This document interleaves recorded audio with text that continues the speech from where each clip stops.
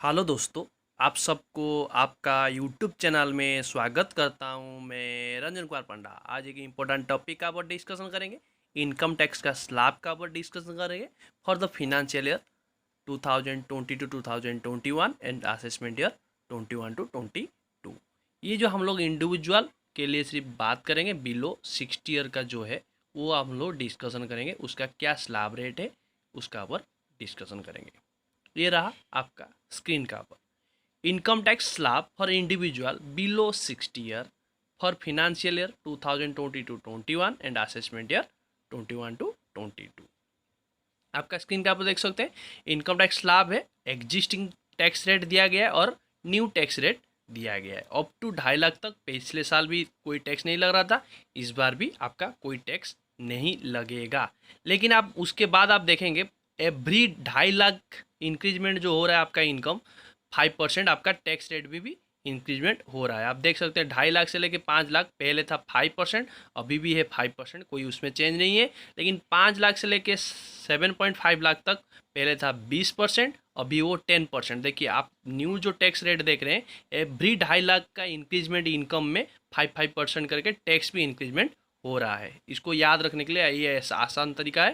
2.5 lakh income जैसे ही बढ़ेगा आपका टैक्स रेट 5% उसी तरह बढ़ेगा। ठीक है, 7.5 लाख से लेके 10 लाख का बीच में आपका इनकम रहता है तो पहले था 20% लगता था, अभी क्या हो गया 15%। 10 लाख से लेके 12 लाख 50 हज़ार तक आपका क्या पिछले में था 30%, अभी 20% है। 12 लाख 50 हज़ार से लेके 15 लाख पिछले टैक्स स्लैब का हिसाब से 30% था, अभी क्या है ना 25% है। 15 लाख या उसका एभव है, पहले था 30%, अभी क्या है उसका सेम है 30%।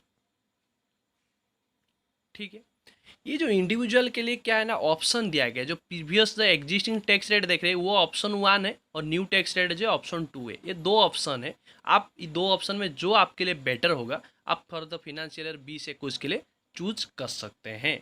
ये आपका ऊपर डिपेंड करेगा किस में आपका जो भी जिस हिसाब से टैक्स रेट कम आ रहा है तो उसी हिसाब से आपको चूज करना पड़ेगा। लेकिन इसमें दिक्कत है कि आप न्यू टैक्स स्लैब रेट के हिसाब से आप चूज करते हैं तो बहुत सारा आपको एग्जेम्पशन जो मिलता था वो आपको मिलेगा नहीं।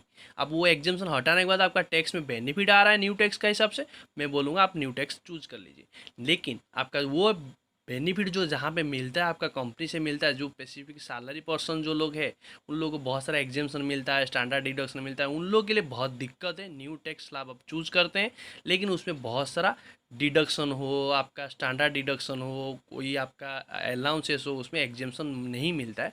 वो एक एक करके डिस्कशन करेंगे, कौन सा एग्जेम्पशन नहीं मिलेगा एक एक करके डिस्कशन करेंगे।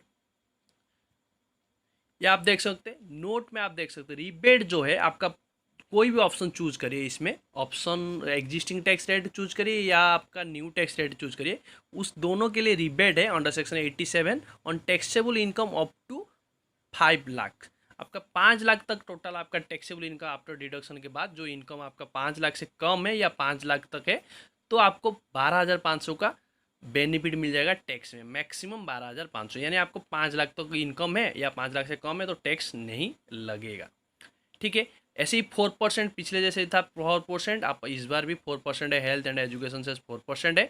लेकिन यहाँ पे देख सकते हैं any individual option to be tax under the new tax from financial year 2021 onward will have to give up certain exemption and deduction. आप इस न्यू स्लैब को अचीव करने के लिए कुछ आपको एग्जेम्पशन छोड़ना पड़ेगा या डिडक्शन छोड़ना पड़ेगा। कौन सा एग्जेम्पशन कौन सा डिडक्शन छोड़ना पड़ेगा हम लोग डिस्कशन करेंगे। आपका स्क्रीन का आप देख सकते हैं ये लिस्ट है, आपका एग्जेम्पशन आपको छोड़ना पड़ेगा आप न्यू टैक्स रेट चूज करते हैं तो।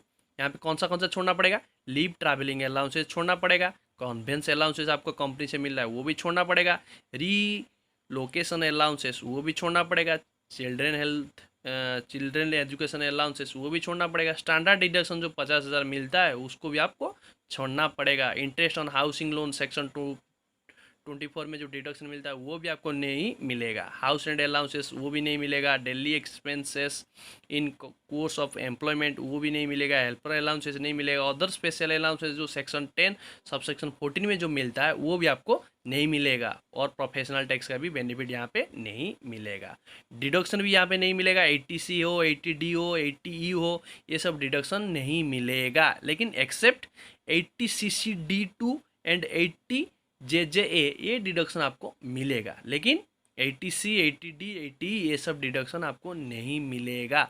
तो आपको ये डिडक्शन, ये आपका अलाउंसेस को आप अवॉइड करने के बाद दोनों टैक्स स्लैब का हिसाब से टैक्स निकाल देंगे। जो बेटर आएगा आप उसको चूज करिए।